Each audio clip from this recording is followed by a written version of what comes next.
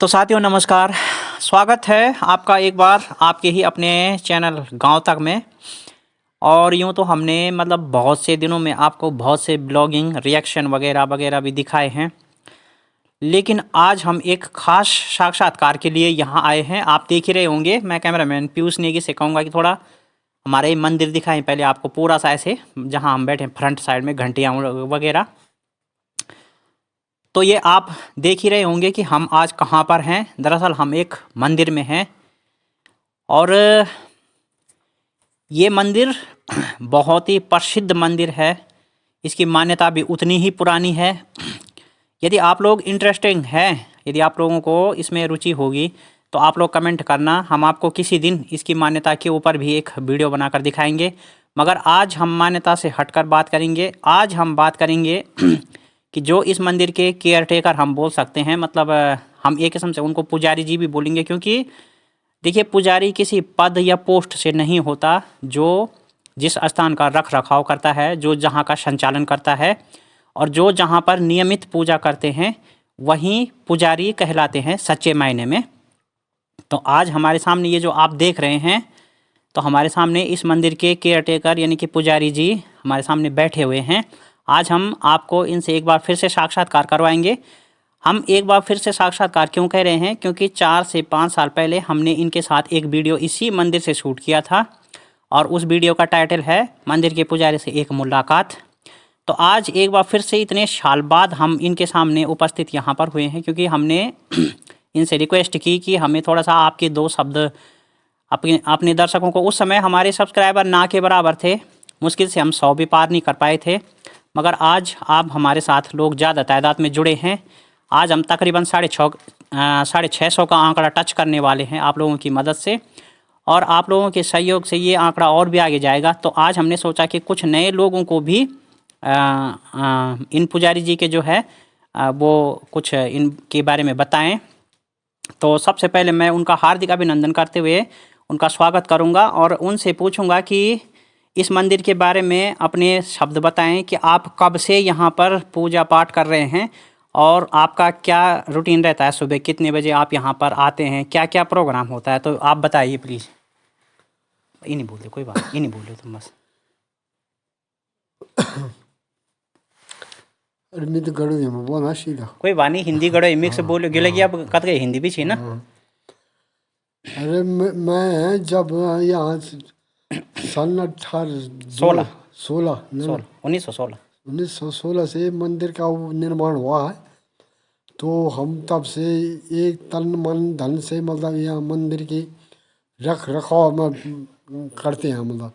सवेरे हम 5 बजे आते हैं यहाँ। बाकी कुछ पूजा पाठ तो हमने क्या करना है, हम तो ये उस आदमी है गाँव और आदमी, पर या हम धूप वूप जलाते हैं, झाड़ू पोछ झाड़ू करते हैं, जो भी हम अपनी थोड़ा बहुत लट टूटी फूटी वचन बोलते हैं, देवता की थोड़ा बहुत नाम लेते हैं। तो थोड़ा तो हम करीब 2016 से आज 2025 आने वाला है। तब से जब मैं बाहर इधर उधर चले जाता हूँ तब नहीं, जब मैं कंटिन्यू घर में रहता हूँ तो यहाँ जो है हमेशा मैं सवेरे 5 बजे यहाँ आता हूँ। यहाँ भी जो भी है अपने थोड़ा बहुत पूजा पाठ करता हूँ, देवताओं के जो भी नाम वाम लेता हूँ। तो मैं यहाँ हमेशा आता हूँ, तन मन धन से आता हूँ मैं। एक हमारी रुझान है, हम इस देवता के उससे निमित्त भी है, माध्यम भी है, इसलिए हम इसको कंटिन्यूस करते रहते हैं। हम तन और मन से करते हैं। हम ये सोचते हैं कि जब हम ईश्वर ने भी और जनता ने भी हमें चुन लिया, तो हमने अपने तन मन धन से ये काम करना। जब तक उसकी आशीर्वाद रहेगी तब तक हम करते रहेंगे। जब तक आत्मा जब तक आत्मा है तब तक प्रभु है, जब तक सांस है तब तक आस है, तब तक करते रहेंगे इस काम को। तो हमारे बिष्ट जी यहाँ पर बता रहे हैं कि भाई जब तक उनकी आत्मा है यहाँ, कि शरीर में उनके प्राण हैं, और जब तक आस उनको है तब तक वो विश्वास करते हैं। और मैं यहाँ पर आपको इनकी एक ख़ास बात भी बता दूँ कि जो इस मंदिर के जो देवता है, जिनका ये मंदिर है तो पहले वो जो था वो किसी और पे अवतरित था, मतलब वो जो देवता का जो भाव आता था वो किसी और पे आता था गांव में। लेकिन उनके निधन होने के बाद तो परंपरागत तौर से हम लोग ये देखते हैं कि भाई उन्हीं के जो वंशज होते हैं आगे, मतलब उनके जो बेटे होते हैं, तो उन पे आमतौर पर ये पीढ़ी दर पीढ़ी ऐसे चलता है। लेकिन ऐसा नहीं था, क्योंकि सेवा भाव ही सबसे बड़ा होता है, मतलब सेवा भाव सबसे बड़ा कर्म होता है, पुण्य पूजा होती है। तो जब इन्होंने यहाँ पर मतलब लगातार जब ये मंदिर बन रहा था तो शुरू से इन्होंने अपना सहयोग दिखाया यहाँ पे, तो अंततः उस देवता ने क्या है, देखो देवता भी जानता है भाई कि हमारा कौन सा भक्त हमें सच्चे दिल से मानता है। तो फिर उन देवता ने जो है इन्हीं पे भाव प्रकट किया है, और पिछले 10 साल से ये लगातार जो है इस मंदिर की केयर टेकिंग करते आ रहे हैं। मतलब झाड़ू हो गया, मंदिर के बहुत दूर दूर तक इन्होंने झाड़ू मारते हैं, प्रांगण से लेके और जो मेन रास्ता गांव का जाता है वहाँ तक ये नित्य सुबह। और आप सोचिए कि सुबह ठंडियों के टाइम में 4 से 5 कप बजते हैं, है ना। आप सोचिए कि सुबह 4 से 5 कब बजते हैं। हम में से बहुत लोग तो नहीं जानते होंगे, लेकिन ये यहाँ पे आते हैं नित्य नियम से पूजा पाठ जो भी है, मतलब अपनी श्रद्धा से। ऐसा नहीं है, दरअसल पूजा पाठ का कोई नियम भी नहीं होता। तो अब मैं इनसे अगला सवाल ये पूछूंगा कि आजकल के समाज में जिस तरह आस्था धीरे धीरे समाप्त होती जा रही है लोगों के प्रति, हमें देखने में आ रहा है कि लोग जो है मतलब धीरे धीरे इस आस्था में जो है धीरे धीरे मतलब इस आस्था से दूर होते जा रहे हैं। तो आप इनको मतलब क्या संदेश देना चाहेंगे लोगों को कि आस्था में कितनी ताकत है और इसमें क्या क्या और हो सकता है, या हमें क्या होना चाहिए इस विषय में, मतलब इनकी राय क्या है? देखो भाई, हमारी राय तो ये है कि जब हम इसको निर्माण मानते गढ़वाई हैं में तो बोल रहे, कोई बात नहीं। मन दचो तो ये था हम विश्वास मतलब वो है आदमी एक आस्था पर बन्या छो, हम आस्था में बन्या छो। ये मतलब हम तीन त्रिलोकीनाथ कहते हैं, ये तीनों लोगों के स्वामी हैं, तीनों लोगों के धनी हैं, चार देशों के मालिक हैं। इनके इनके इनसे हम हट के रहेंगे तो वो भी मतलब जैसे जैसे जन बदी की जन नर चालन नारायण भी चलन है जी।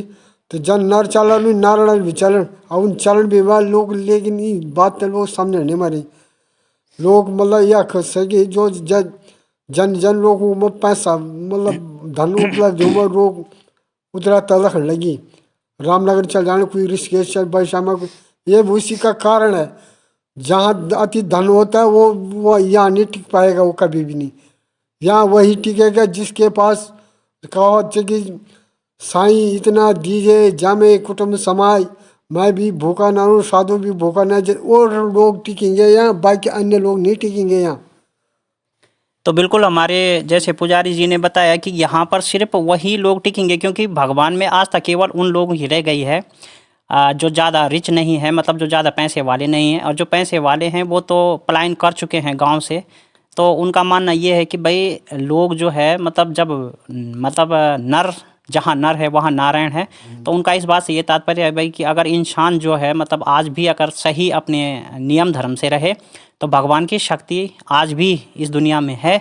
लेकिन क्या होता है कि हम में से हम जैसे लोगों ने, मतलब हम ये बोलेंगे हम दूसरे को, देखो हम दूसरे को नहीं बोलेंगे, तो हम जैसे लोगों ने कहीं ना कहीं जब इसका मान थोड़ा कम कर दिया है, इसको मानना कम कर दिया है, तो भगवान ने भी अपनी आस्था कहीं ना कहीं इंसान के प्रति कम करी है। तो वो चाहते हैं कि भाई लोग जो है ऐसे गांव में रहें। और एक परिवार की कहानी मैंने इनसे सुनी है कि कभी कोई पूर्वज था गांव का, और वो, तो आप बताइए क्या सिस्टम था वो जो बाहर चला गया था? आपने वो कहानी मुझे भी बताई थी,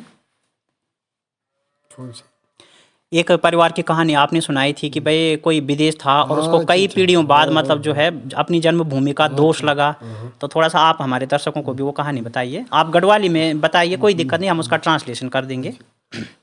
भाई एक आदमी था, अब कहीं कभी है मतलब इसी पौड़ी डिस्ट्रिक्ट का था वो। तो उसके कम से कम 4 5 7 पीढ़ी बीत गए तो वो अमेरिका में बस गया है। तो जब वो अमेरिका में बस गया तो उस पर देवी देवताओं को मतलब अपनी जन्मभूमि का दोष लग गया है, दोष लगा। तो उसने इधर उधर भी भटकता रहा वो काफ़ी दिन से कि उसके परिवार में बीमारी, वो मतलब हालत चाल करने लगा है बीमारी, कभी कभी दर्द, कभी पेट दर्द, कभी सिर दर्द, कभी कोई कभी छल, कभी बल, वो अपने वो दिखाने लगा।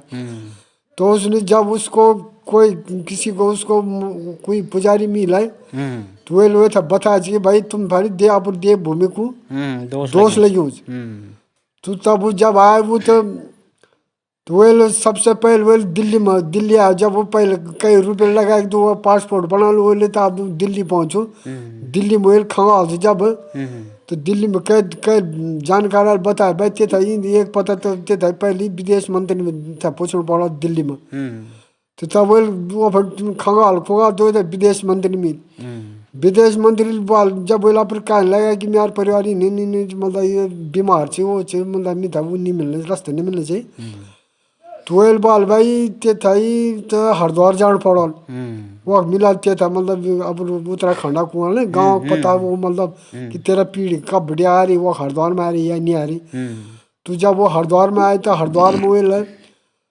मैं राम धर्मशाला से हमारे उत्तराखंड पूर्व मतलब क्या पूर्व एक हुई छू तो वो जब अब वो खाता खंगोली कई पीढ़ी को बड़े तो 5 से 7 पीढ़ी में तो वो खाता खंगोली तो वो बाल बाल भाई तुम्हारी ईद का पीढ़ी बैठे के या मतलब नाम नीच बाल तो बाल तब वो गया तो बाल वो तब वो बड़े बाल तुम्हारे डिस्ट्रिक्ट पौड़ी तब पौड़ी में तब पौड़ी में गाँव ना सब पूछ वो बेटे के हरिद्वार बेटे गाँव पता मत सब पूछ लिया तो पौड़ी में तब पौड़ी पूछ डीएम था पूछ भाई हमारे गाँव पौड़ी में पर वो गाँव का पड़े तब पौड़ी मतलब डीएम हुए था कई पटेल द्वारा ब्याज हुई था वही गाँव में कि बाल बच्चे वही में फलान पट्टी में चल जाए वो पटेल बता दे तो वो गाँव में आया तब पटेल भी बता भाई वो खाता बाल बाल भाई ये नहीं तो तब कोई पूर्वज छा गाँव में बाल यार हाँ हम ही छः बाल हम सुनो छः हमारे की नहीं छः वो अमेरिका बस गए पर वे थोक में छुपा लूँ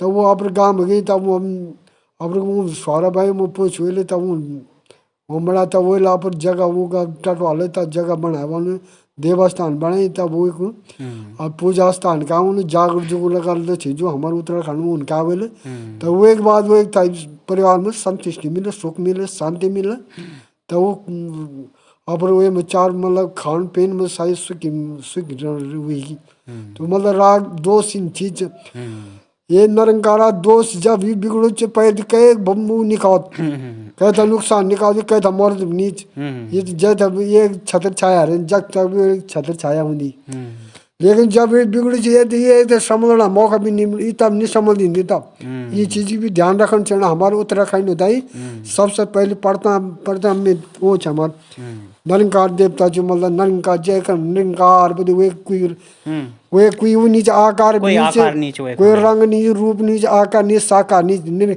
लेकिन मतलब छत्र छाया हुए की आदि नहीं चाहो वे हम 84 लाख जो नहीं चाहो वे की आदि नहीं चाहो 3 लोगों का स्वामी जी 3 लोगों का धनी जी 4 दिन हो मालिक से वो सायो जी गुसाई जी बूढ़ा बाबा जी बूढ़ा केदार में छी वो मतलब सब कुछ वो गाय की गोड़ में छी माई ठोड़ में भैंस की गुड़ियार में छी दोपाया में छी चौपाया में छी लाल में छी बाल में छी लाख में छी बाक में छी अन्न की रास में छी धूप की बास में छी दूध की नदी में छी दूध की गली में छी दूधा पोखर में छी आलू समण में छी बालू समण छी फीड़ी समण छी दूधा समण छी खिगड़ी जानू छी सिंगाड़ की बीखी का भंडार में भी छी पल पल में छी कण कण में छी डाल डाल में छी पत्ता पत्ता में चप्पा चप्पा में कीड़ी में छी काश में छी पंखे में छी निरपंखे में जी में छी निर धूल में छी धक्कड़ में छी कीस में छी कादो में छी चोर भी वो का छी ढोर भी वो का छी जी जी सब धन्यवाद। तो अब मैं ज़रा आपको ये ट्रांसलेट करके बताता हूँ क्योंकि हमारे जो भाई बहन गढ़वाली नहीं हैं और गढ़वाली नहीं जानते हैं। तो दरअसल हमारे देवभूमि में ऐसी मान्यता है कि हम जहाँ पर हमारा जो पैतृक गांव या पैतृक हमारा निवास होता है वहाँ पर क्या होता है कि हमें अपनी जो जन्मभूमि है ऐसा माना जाता है और कुछ ऐसे उदाहरण भी देखने में आए। हालांकि हम अगर वैज्ञानिक दृष्टि से देखें तो ये बात मानी नहीं जाती है, लेकिन विज्ञान और इंसान मतलब कि विज्ञान और भगवान आपस में मैच नहीं करते। लेकिन ऐसा हुआ कि एक आदमी था तो मतलब उसका जो है वो कहीं बाहर विदेश में, क्योंकि आजकल तो आप जानते हैं कि कंपटीशन का दौर है, तो एक आदमी ऐसे ही कहीं विदेश में चला गया। तो फिर क्या हुआ कि जब उसकी 5 से 7 पीढ़ियाँ वहाँ विदेश में बीत गई तो फिर उस पर अपनी जन्मभूमि का दोष लगा, तो वहाँ बहुत परेशान रहने लगा। उसने तमाम तरह के मतलब मेडिकल सपोर्ट वगैरह भी लिए होंगे, लेकिन उसको कोई फ़ायदा नहीं हुआ। तो जब थक हार के कहते हैं ना कि मरता क्या नहीं करता, तो जब वो थक हार के मतलब किसी ज्योतिषी यानी कि कोई पूछ करने वाले होते हैं, आपको तो आप जो गढ़वाली लोग होंगे वो जानते होंगे, तो तब कोई पूछ करने वाले होते हैं, तो वो उनके पास गया तो उसने वहाँ पर बताया कि भाई आपको आपकी जन्मभूमि का दोष लगा है। अब बताइए उसकी 7 पीढ़ी पहले जब विदेश में आ गई थी तो उस आदमी उस उनको नहीं पता था मतलब कि भाई जन्मभूमि हमारी है तो सही, लेकिन है कहाँ पर। तो होते हैं जैसे हमारे दादा परदादा हमें बताते हैं भाई कि हम कहाँ के हैं तो हम वहाँ के हैं, है ना। तो ऐसे ही मतलब उसने सुना तो था कि हम इंडिया से हैं, पर उसको ये पता नहीं था कि हम इंडिया में उत्तराखंड से हैं, पर उत्तराखंड में कहाँ से हैं। तो फिर हुआ क्या कि वो दिल्ली आया, फिर उसको मतलब वहाँ पे विदेश मंत्री गृह मंत्री इन सब से मिला वो, तो फिर उसको किसी ने वहाँ से मतलब किसी ने सलाह दी कि भाई आप तीर्थ नगरी हरिद्वार जाइए वहाँ पर, क्योंकि जब कभी भी हम लोग पितृ विसर्जन या फिर पिंडदान इत्यादि जो भी कार्य होते हैं तो हम हरिद्वार जाते हैं, तो वहाँ पे हमारा एक कोई डेटा मेंशन होता है, धर्मशाला वगैरह है उधर। तो फिर उसको वहाँ आके उसने ऐसे करके बड़ी मुश्किल से अपना कुछ मोटा मोटा डेटा, मतलब एक गैस वर्क ही था वहाँ पे, क्योंकि उसकी तो 7 पीढ़ियों से कोई रिकॉर्ड ही नहीं था वहाँ। तो फिर वो डीएम के पास आया जिले के, फिर डीएम साहब ने उसको पटवारी की मदद से कुछ मैपिंग से मतलब उसको गांव में ट्रेस किया। तो अब आप सुनिए कि जब ऐसा हुआ कि कौरव पांडव में बंटवारा हुआ, तो पांडव जब 14 साल के वनवास के बाद आए थे ना, तो धृतराष्ट्र को उन्होंने कहा था कि भाई हम वनवास करके आ गए हैं तो हमें हमारा हिस्सा चाहिए। तो उसका उत्तर क्या था कि मैं पांडवों को खांडव वन सौंपता हूँ। तो खांडव वन का मतलब बिल्कुल ऐसा भूभाग, बिल्कुल पठारी एरिया जहाँ पर कि मतलब इंसान बसने की कल्पना तक भी नहीं कर सकता। हालांकि तब तो भगवान श्री कृष्ण का उनके साथ सहयोग था, तो भगवान श्री कृष्ण ने जो है विश्वकर्मा की मदद से उस खांडव वन को भी बहुत सुंदर राज्य महल में परिवर्तित कर दिया था। तभी से हम जो है विश्वकर्मा पूजा भी करते हैं। चलो हम खैर ज़्यादा ज्ञान नहीं देंगे क्योंकि बहुत बड़ा वीडियो हो जाएगा। तो ऐसे ही मतलब वो आदमी भी फिर यहाँ आया, फिर उसको अपना घर खांडव वन के रूप में मिला मतलब। तो फिर जब किसी पुराने लोगों ने उनको बताया कि यहाँ तुम्हारा कभी हिस्सा था, हमने सुना, तो फिर उसने अपना जो भी है उस जन्मभूमि का उद्धार किया, और तब जाके फिर उसके जीवन में दोबारा सुख चैन आया। तो मतलब इनका मतलब ये है कि भाई हमें अपनी देवभूमि और अपने देवों में भी श्रद्धा होनी चाहिए।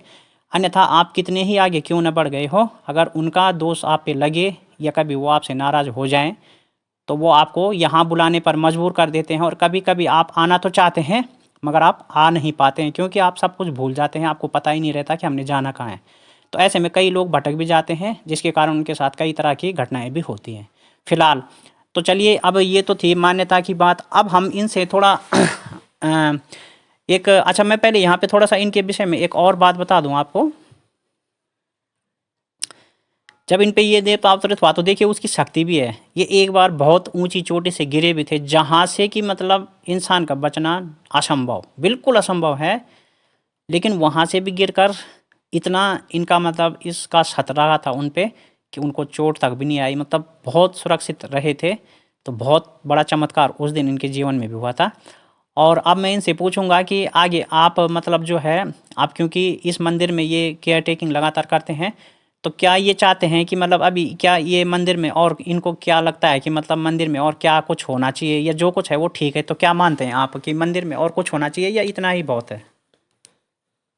खैर ये तो ऐसा है ना, अभी समय तो पर इसका वो है, जब ऊपर वाले का हुक्म होगा तब इसका मतलब और चीज़ भी हो जाएगा और मतलब, चीज है भी ना? होता है। मतलब जब अब जैसे मतलब इसका पूजन होता है, हम्म। अब सामर्थ्य अनुसार मतलब कोई 9 साल में करते हैं, कोई 11 साल में करते हैं, कोई 13 साल। पर उससे पहले पहले इसकी वो भी होनी चाहिए, मतलब अच्छा अच्छा एक अच्छा। श्रद्धा से। हाँ हाँ हाँ। मतलब हर जितने भी है मतलब इस गांव के पहले तो मतलब है ना, हम्म तो सब पूरे अपने जितने में एक गांव के एक मुंड एक मन एक चित होके हम्म। इसका वो भी होता है, मतलब इसका भंडारा मतलब पूजा होती है इसकी। अच्छा अच्छा हाँ, अच्छा इसका अच्छा। बार लगता है तो हम्म। उसमें मतलब दिशा बहनी भी बुलाए जाते हैं। सबसे पहले देशों का वो होता है इसमें। अच्छा। हाँ जी, हाँ जी। तब हम्म। दिशा बहनी भी आती हैं, हम्म। और तो अन्य रिश्तेदार भी जिस जिस अपने हाँ, श्रद्धा अनुसार मतलब जो मतलब जिसको भी हाँ बुलाना चाहे, बुलाने मतलब वो चाहे। अपनी अपनी हाँ कैपेसिटी के हाँ, हिसाब से। कैपेसिटी के हिसाब से। अच्छा, हमने हाँ हमने जरा एक चीज़, अब मैं एक सवाल पूछ रहा हूँ आपसे। हमने यूट्यूब पे देखा है काफ़ी लोगों में, जब आजकल मतलब समाज में, गांव समाज में देखा जाता है, और अब तो गांव समाज में क्या, हम लोग तो यूट्यूब पे देखते हैं ज़्यादा। कभी कभार आपसी खींचतान में, जब आपस में कोई खींचतान हो जाती है किसी की, तो देखा जाता है कि लोग मंदिरों में घात वगैरह का भी प्रयोग करते हैं। आप क्या मानते हैं कि ये मतलब, क्योंकि हमने तो सुना है भाई कि भगवान किसी का कभी नुकसान ही नहीं करता, वो तो सिर्फ करता है तो किसी की मदद करता है। तो आप घात जैसी बात के लिए क्या बोलना चाहेंगे, मतलब घात डालना कितना सही है और इसके क्या क्या नुकसान हो सकते हैं?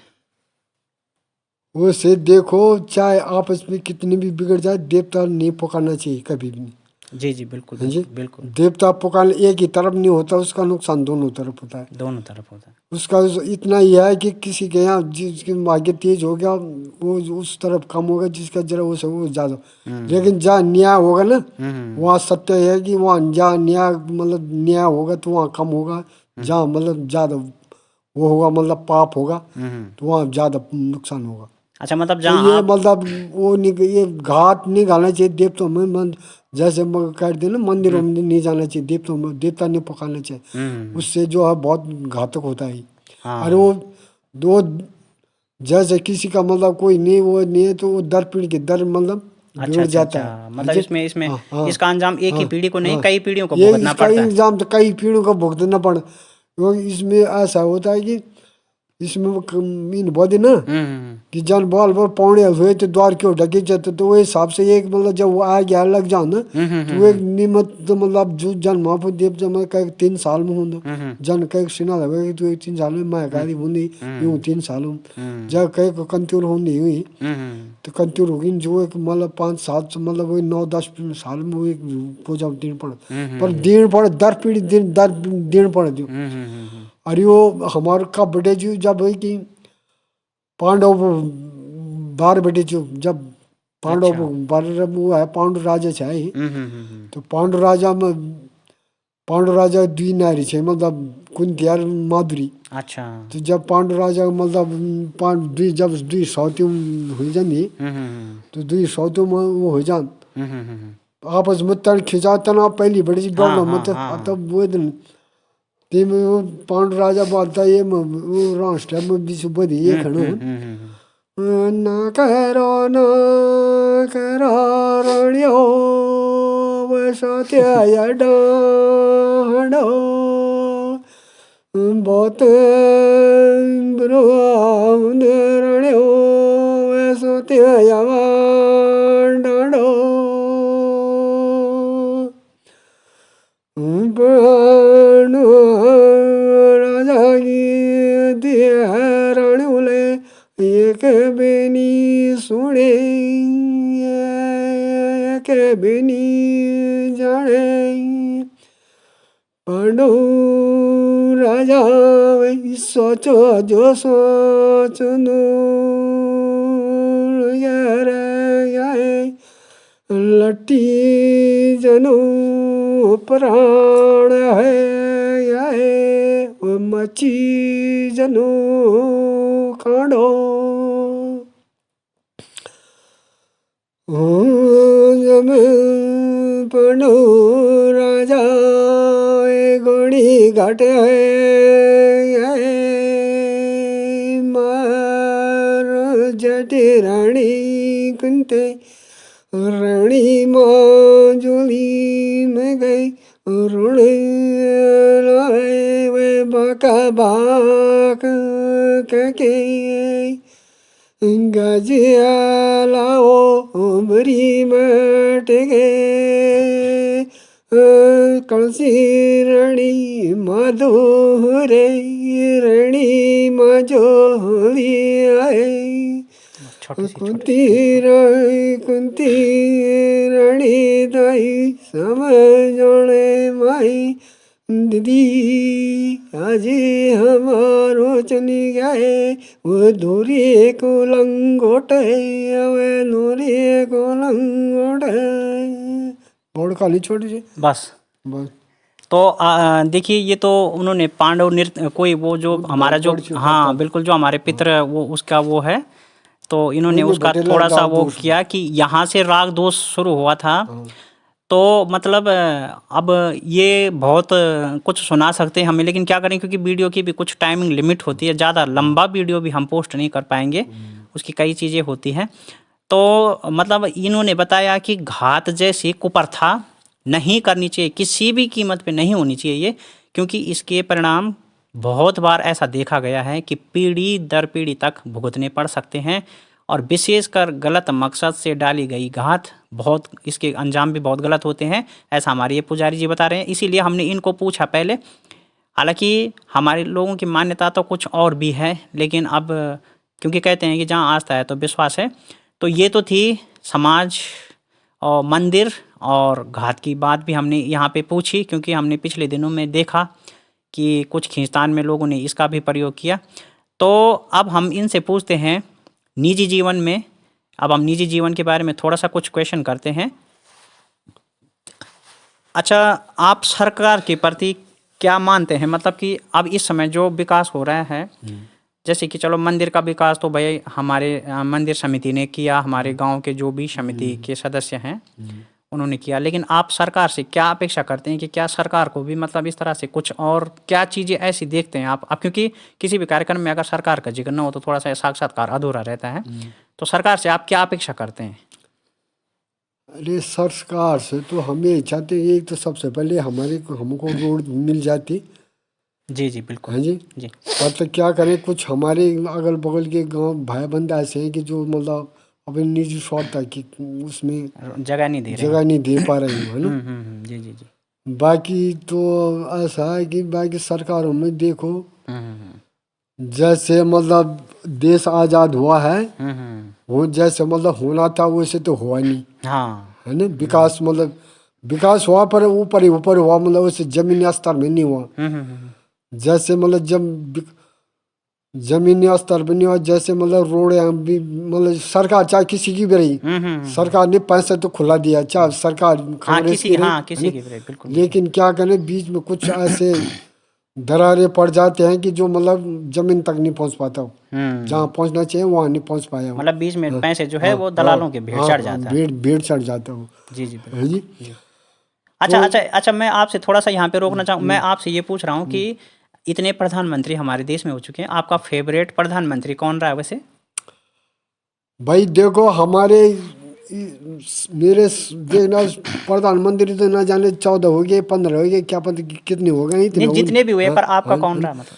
लेकिन हमारे उसमें तो 3 ही प्रधानमंत्री हैं हिंदुस्तान में। अच्छा सबसे पहले तो था लाल बहादुर शास्त्री जी, अच्छा उसके बाद अटल जी थे, अब ये हम मोदी जी हैं। अच्छा, अब मोदी जी हैं। तो मोदी जी ने एक बात बोली है, जब वो शुरू में सत्ता में आए थे तो उन्होंने मतलब 2014 में जब उन्होंने शुरुआत में सत्ता ली थी तो उन्होंने कहा था कि 2022 तक किसानों की आय दुगनी हो जाएगी। मैं वैसे तो बहुत सारी बातें थी, चलो मैं एक ही बात यहाँ पे पूछ रहा हूँ।